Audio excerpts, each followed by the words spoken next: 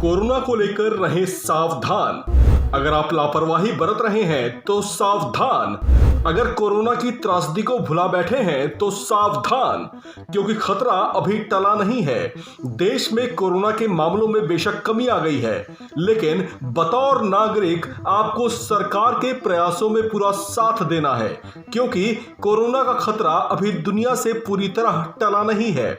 ऐसे में दुनिया में परेशानी का सबब बने कोरोना के नए वेरिएंट ने भारत में भी प्रवेश कर लिया है। कोरोना वायरस के ओमिक्रॉन वेरिएंट का एक बेहद खतरनाक माना जाने वाला एक्सी सब वेरिएंट का पहला मामला गुजरात से सामने आ चुका है। इससे गुजरात में स्वास्थ्य विभाग पूरी तरह से चौकस हो गया है। ओमिक्रॉन के एक्सी सब वेरिएंट को लेकर कहा जा रहा है कि इसकी संक्रमण दर बहुत तेज है और ये बहुत तेजी से लोगों को अपनी चपेट में ले लेता है। ऐसे में स्वास्थ्य विभाग इसे लेकर पूरी तरह से अलर्ट मोड में आ चुका है। लेकिन चिंता की बस इतनी ही बात नहीं है। ओमिक्रॉन के एक्सी सब वेरिएंट के अलावा गुजरात में ही इसका एक और दूसरा एक्सएम वेरिएंट भी सामने आया है। स्वास्थ्य मंत्रालय के सूत्रों के मुताबिक गुजरात में एक्सएम वेरिएंट का यह दूसरा मामला है। एक्सएम वेरिएंट से पहले संक्रमित व्यक्ति की पुष्टि मुंबई में पहले ही हो चुकी है।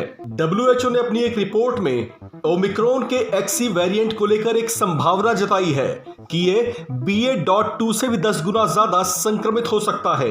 इस रिपोर्ट में यह बताया गया है कि यह वेरिएंट 10 गुना तक ज्यादा संक्रामक होगा। आपको बता दें, एक्सी वेरिएंट दरअसल ओमिक्रॉन के ही दो लीनेज BA.1 और BA.2 की कंबाइन स्ट्रेन है। इसे लेकर WHO का कहना है कि इसके संक्रमण और व्यवहार का अध्ययन किया जा रहा है। अगर इसमें कोई बदलाव या किसी तरह का भिन्न व्यवहार नहीं देखा जाता तो इसे ओमिक्रॉन का ही एक दूसरा वेरिएंट मान लिया जाएगा। इसे लेकर WHO ने चिंता जाहिर की है। उनका मानना है कि इस नए वेरिएंट की संक्रमण क्षमता 10 गुना ज्यादा तेज हो सकती है। ऐसे में यह इंसानों के लिए एक बहुत बड़ा खतरा भी साबित हो सकती है। हालांकि यहां WHO ने यह भी कहा है कि इसकी इस अनुमानित संक्रमण क्षमता का सटीकता से अंदाजा लगाने के लिए इसके आंकड़ों की स्टडी की जाएगी।